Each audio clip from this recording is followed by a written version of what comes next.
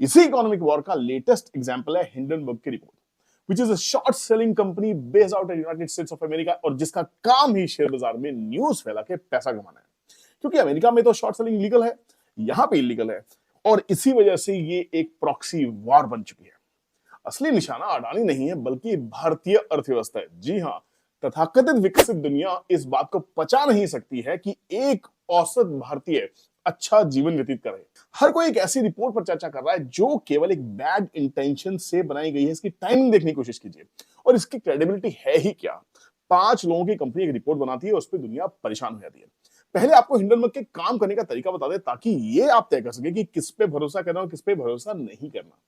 Hindenburg पहले किसी बड़ी कंपनी के लिए शॉर्ट पोजीशंस बनाती है, फिर उसके लिए एक नेगेटिव रिपोर्ट रिलीज करती है और शॉर्ट सेलिंग में पैसा कमाती है। ये वो हमेशा से करती आई है।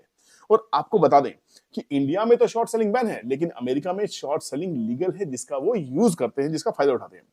हम सभी जानते हैं कि अडानी जो ग्रुप है हर औसत भारतीय के जीवन का एक हिस्सा है। खाना पकाने के तेल से लेकर आपके घर में अनइंटरप्टेड बिजली सप्लाई तक, सड़कों से लेकर हवाई अड्डे तक, विश्व स्तरीय बुनियादी ढांचा इंफ्रास्ट्रक्चर, भारत के अपने यूएवी मानव रहित वाहन को मजबूत करने के लिए हमारा रक्षा क्षेत्र क्यों ना हो, हर जगह अडानी मौजूद है। जब से भारत ने फ्रांस और अन्य 18 देशों जैसी बड़ी शक्तियों को अंतरराष्ट्रीय ट्रेड के लिए भारतीय रुपए स्वीकार करने के लिए राजी किया है, तब से यह डॉलर डिनोमिनेटेड इकोनॉमीज की आंखों का कांटा बन गया। सबकी बड़ी परेशानी यही है कि क्या इंडिया महाशक्ति उभर रहा है। सवाल यह खड़ा होता है कि अडानी ही क्यों।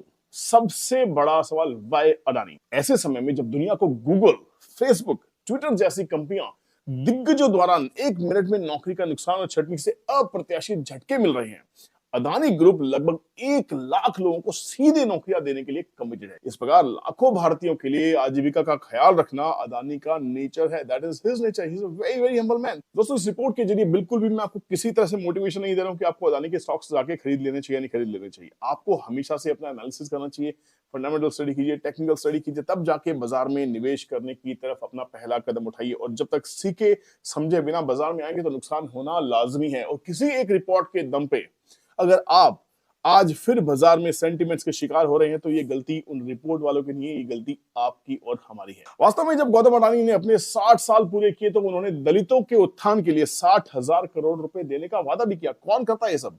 इसे समझने के लिए पहले ये समझते हैं कि अडानी जी आजकल कर क्या रहे हैं, कहां व्यस्त हैं, बीते दिनों में उन्होंने क्या क्या किया जिससे हमारा नाम रोशन हो रहा है। अगर अडानी और इजराइल के रिश्ते की बात की जाए तो यहां भारत के अडानी ग्रुप ने एक कंसोर्टियम में 4 अरब शेकेल में उत्तरी इजराइल में हाइफा पोर्ट की खरीदी पूरी कर ली है। अदानी और श्रीलंका की बात करें, अगर उनका कनेक्शन देखा जाए तो कोलंबो पोर्ट के वेस्टर्न कंटेनर टर्मिनल WCTC के निर्माण के साथ अदानी ग्रुप श्रीलंका में पहला भारतीय पोर्ट ऑपरेटर बन जाएगा।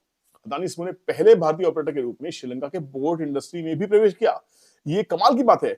जो West Container International Terminal joint venture JV में बहुत जिम्मेदारी होगी, जिसकी कीमत करीब $700 मिलियन है। Anyway, talking about the Adani and Malaysian connection, then in 2017, Adani Port signed an MOU with the Malaysia's MMC Ports to do feasibility study of the Carey Island port project as an extension of the port plan. Currently 11th busiest container port in the world. इसके साथ Adani group Bangladesh में भी है और वे हमारे पड़ोसी की मदद करने के लिए सीमा पार बिजली की आपूर्ति कराने जा रहे हैं। कौन करता है ये सब भाई? अपने देश में तो सब करते ही करते हैं, बाहर कौन करने की कोशिश करता है? रिसर्चर्स और एक्सपर्ट्स की बात माने तो उनका कहना है कि अन्य शीर्ष भारतीय समूह या व्यवसायी या उद्योगपति आने वाले दिनों में ऐसी चीजों का शिकार हो सकते हैं, टारगेट किए जा सकते हैं। और यह सिलसिला रुकने वाला नहीं है, क्योंकि बाहरी शक्तियों की योजना भारतीय अर्थव्यवस्था के ताने बाने को नष्ट करने की वो टारगेट करना चाहते हैं हमारी इकोनॉमी को। मुख्य उद्देश्य भारत की धन शक्ति को अपने घुटनों पर लाना है और एक बड़ी वित्तीय परेशानी पैदा करना है, जो यह सुनिश्चित करता है कि हम 100 साल पीछे चले जाएं और फिर 90 के दशक की तरह हमारे हाथ में भीख का कटोरा हो। वो नहीं चाहते, वो नहीं देख सकते हमको प्रोस्पर करना, हमारी सक्सेस उनसे हजम नहीं होती। अदानी ना सिर्फ हिंदुस्तान में बल्कि पूरे विश्व में भारत का डंका बजा रहे हैं और बाहरी ताकतें बिल्कुल नहीं चाहती कि भारत फिर से सोने की चिड़िया कहलाए। दोस्तों, इस रिपोर्ट को आपके सामने लेके आने का मेरा क्लियर एक मकसद है कि हम सब हिंदुस्तानी हैं और जिस राह पे हिंदुस्तान अब चल चुका है उसको रोकना बहुत मुश्किल है। and the way our prime minister is leading the country is superb. दोस्तों, इस वीडियो को किसी भी पॉलिटिकली एजेंडे से नहीं बनाया गया है। मैं एक भारतीय हूं और ये मेरी ड्यूटी है कि अगर कोई मेरे देश की तरफ आंख उठाएगा तो मैं उस आंख को नोच लूं। दोस्तों, आज भारत की शक्तियां चाहती हैं कि हम आपस में लड़ें, हम एक दूसरे पे शक करें।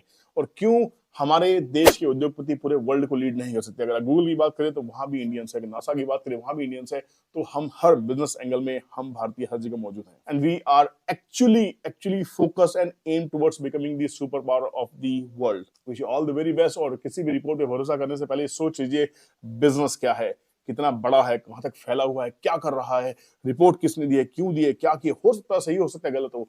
आखिरी निर्णय आपको आना चाहिए। किसी एक रिपोर्ट के आधार पे आप कोई निर्णय नहीं ले सकते। Wish all the best. जय हिंद।